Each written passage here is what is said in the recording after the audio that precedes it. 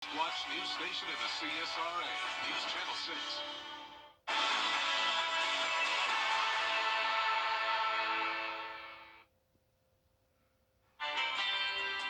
Rise and shine. It's going to be another beautiful day to wrap up this weekend, but changes are on the way. I have all the details coming up. Now on Good Morning Augusta, improving healthcare in rural Georgia. Why lawmakers say hospitals in those areas are a top priority. Plus, if you had your driver's license suspended, you could get a chance to get it back. We'll tell you where and how. And later, a burglar gets a little too comfortable after breaking into a man's home, lounging around, getting into his bed, and even using his toothbrush. Your number one source for local weekend morning news starts right now. Live from Television Park, this is Good Morning Augusta on WJBF News Channel 6. Good morning, sunshine. Thank you for joining us. It's great to see you. I'm Sean Cabbage-Stock. Meteorologist Sherry Sheely joins us now. Sherry, not a bad Saturday. How is Sunday looking? Just as fabulous. Just a good weekend altogether, really. Yeah. And lots of sunshine to talk about. So we got that money shot here on the Terry Lambert Hyundai Skyview Cam. Beautiful sunrise at the Augusta Marriott, clear skies, and that will continue throughout the day today. Temperature-wise, not too bad starting out here in Augusta. We're at 50 degrees, some 40s scattered across the board, including Aiken. And Swainsboro looks like the warm spot coming in there at 56 degrees already. Winds picking up a little bit coming from the east, 9 miles per hour here in Augusta, but compared to those blustery winds earlier in the week, not too bad, right? For our praise planner for this morning, for your Sunday morning, we're going to start off in the 50s. You might need a light jacket or sweater if you're heading out early this morning, but then we'll warm up into those 60s by lunchtime, and with all that sunshine, it will warm up quickly. So temperature-wise, we're looking good, but unfortunately for those of us suffering from allergies, the pollen forecast, not so good. So high levels for the next 4 days, so stock up on the Kleenexes, but we got to enjoy the sunshine, though. Clear and sunny today with temps in the 70s, but we do have some relief coming into the forecast later this week with some rain and a big cool down. I'll have all the details for you coming up. Back to you, Sean. All right, sounds good, Sherry. Thank you. We could really use your Airbnb hosts are warning of a new scam happening on Airbnb. Some guests could be using the platform to take advantage of first-time home buyers. Elise Hess spoke with someone in Oregon who was impacted. And the only reason the Airbnb host was able to figure out this elaborate scheme and what was going on is because it was all captured on the Ring camera. And then, once inside, the host thinks the Airbnb guest started giving people a tour. I never realized that, there could be any fraud scheme that would represent a home for sale. Melissa is a new host on Airbnb, renting her home in Northeast Portland to travelers. I received a Facebook message request from a Good Samaritan in Happy Valley. Her name is Kelly, and she let me know that she saw that my home was listed for sale. Melissa searched her home address and found it was listed on the site for sale by owner for half of what her house is really worth. Available in cash to first-time home buyers only. I got really scared because I had no idea who had posted it. But the woman who manages the property for Melissa noticed something suspicious with the most recent Airbnb guest. When she showed up, she didn't have any luggage. Went into the property, was in there for a very short period of time, and then people started to show up and walked into the home. Melissa checked her surveillance footage. Everything was video. I saw the guest had checked in at 3:03 p.m. and then shortly after there was a really nice family that came to the home at 3:44 p.m. And when I listened to the audio, I realized that the guest was impersonating a realtor, a real estate agent, and that the family was there to view the home. Welcome. Soon after, home surveillance captured the Airbnb guest inviting a mother with a baby to see the home. Meanwhile, that same Good Samaritan who flagged Melissa also connected her with another host in Northeast Portland whose Airbnb was listed for sale too. It ironically ended up being with this same fraudster she had booked his home the day after my home, and she showed his home on two different occasions to separate families. They will put these houses on the market in a very unrealistic price for sale by owner, no real estate agents involved, and they are scamming people for money, and then they're gone. They're preying on vulnerable first-time home buyers. We have to stop the scam artists so that they're not able to continue scamming people for cash that are hardworking people. And Sherry has your full Viper 6 forecast next. Weather headlines on News Channel 6, brought to you by Jamie Casino Injury Attorneys. First tee. Now, your most accurate forecast with WJBF Live Viper 6.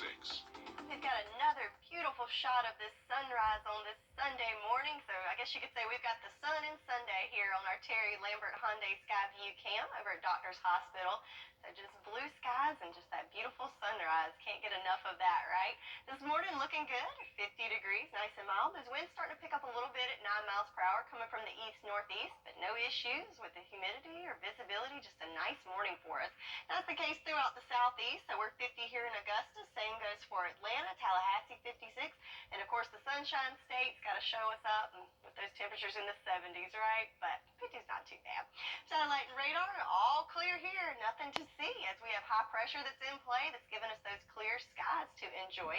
So for our farmers forecast, looking good here as well. So some nice sunshine there for our farmers and no rain in the forecast for the next several days. But definitely looking at those longer days coming in as we're a week away from daylight savings time. But for our rainfall for the year, looking great. Almost 12 inches of rain, which is quite the surplus. So we're going to keep it dry the next couple days, but we do have some relief in the forecast later in the week with our best chance of rain coming in on Friday. But you can put that umbrella away until then, because looking at our 48-hour forecast, we've got that high pressure in play that's kind of keeping those clouds at bay and lots of sunshine. But as we come into the night hours, we'll see an increase of clouds overnight tonight. And then Monday on and off some clouds. And then also want to pay attention when that high moves off the coast, we may spin up some moisture off the coast to see a little isolated sprinkles on Monday, but nothing too much to be concerned about there. I'm thinking very light, very isolated, mainly just sunshine for us to enjoy on Monday as well. But just keep that in mind. If you do see some sprinkles, say, hey, Sherry said it wasn't going to rain. Well, it's not going to rain, but might be see some sprinkles in there. But for Sunday, though, in golf terms, we're going to call it a hole-in-one as we have lots of sunshine to enjoy.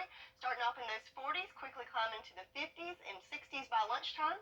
And a daily high today in those 70s, 74 degrees with lots of sunshine for us. Overnight lows in the 40s. And then our trend, so we're on that warmer trend right now up to the 80s by Tuesday. But check it out, quite the cool down later in the week into the 60s. So lots of sunshine for us to enjoy on this Sunday. And that will continue throughout the first part of the week with warm temperatures in the 70s and 80s. But then we have quite the cool down coming next week, along with the return of some rain.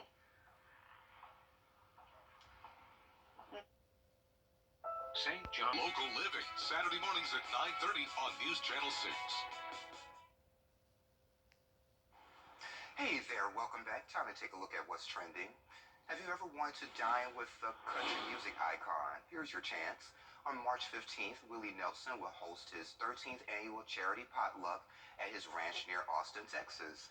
And there's still a few tickets available. It's being called Luck Presents Potluck 2023 Three Sisters. There's room for about 300 visitors. After dining on beans, maize, squash, and other Texas delights, you'll be treated to a concert by Willie and his friends. There's only a few single tickets remaining at $750 each. You can find them on Luck Reunion and their website. $750.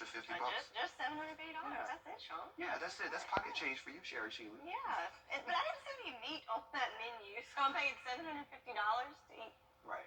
vegetables. Mm-hmm. Yeah, okay. Maybe if you're a vegetarian, or Yeah, or if you really like Willie Nelson too, I guess. Right. Yeah, you can't put a price on that. yeah, but I want some meat though. So, what do you guys think about the new Baskin-Robbins flavor of the month? It's chicken waffles. Baskin-Robbins describes it as a buttermilk waffle-flavored ice cream with crisp chick and waffle-flavored bites, drizzled in bourbon maple syrup-flavored swirl. Does it sound like something you would want to try, Sherry? I would try it. Yeah, I don't know that it would be my go-to, but Yeah. I'd try it once. But it's no chicken in it, so it's Just a deceiving. little bit. Yeah, Yeah. but that bourbon maple drizzle sounds pretty good. Yeah, I'm a fan of trying anything once, so yeah, I may try that. Do we have a Baskin-Robbins here? That's a good question. Hmm. Reach out to us, Baskin Yeah, Robbins. there you go. And the world famous sled dog racing officially gets underway in Alaska today. The Iditarod began Saturday with a ceremonial run through the streets of Anchorage. There's just 33 mushers in this year's race. It's the smallest field to date. Organizers say there have been several retirements among veteran mushers. Also, many of the usual participants are taking a break to recoup financially after the pandemic and soaring inflation. Today's first competitive race begins in Willow, Alaska. That's about 70 miles outside of Anchorage. Look at their little booties. Yeah. Cute. And I always wanted to go to Alaska. I think I told you this before. I was thinking about taking a reporting job when I was younger in Alaska, but I'm old now, so I'm back home. Yeah, it's pretty cold up there, Yeah, right? we can always visit. Yeah, there we go. You can always go online to Google, Google Maps or Google Earth, and you can visit Alaska. That's Yeah. true. Well, coming up on Good Morning Augusta, another train derailment in Ohio. Why the people who live there were told to shelter in place. That's coming up. But first, let's send to New York, where Whit Johnson is standing by with a look at what's coming up on Good Morning America. Good morning, Whit. Good morning. Coming up on GMA, 18 million Americans across 16 states facing intense wintry weather this morning. The latest on the dire conditions in California and the track of the next storm as it comes ashore. And overnight, comedian Chris Rock addressing that infamous Oscars slap that shocked millions of viewers a year ago. What he said about the incident in the first ever live event on Netflix. Plus the viral moment for a young composer and how her mother's request to musicians around the world helped bring her daughter's music notes off the page. It's all ahead right here on GMA. Tuition or free child care like other developed nations. At least 12 people are reported dead following a powerful storm system that swept from coast to coast. More than a foot of snow fell in parts of New England after the same system spawned tornadoes and damaging winds through the south. And now California is seeing more snow as some people remain trapped after the last storm. Here's Chuck Severson with more. People in at least 37 states feeling the effects of a fierce winter storm that brought heavy snow, damaging wind, and tornadoes. Total deaths rising from this storm, at least 5 people killed in Kentucky alone. Take a look at this video. You can see the moment the wind brings down a White Castle sign in Bowling Green, bending it in half before it crashes onto a car. The governor saying there were hurricane-force wind gusts, and he could feel the walls moving in. The biggest damage appears to be trees and power lines and the poles on the power lines. When it comes to power, this is going to be a multi-day event. More than 1 million people do not have power across the country. For some people in Michigan, they just recently got their electricity back, only to lose it again.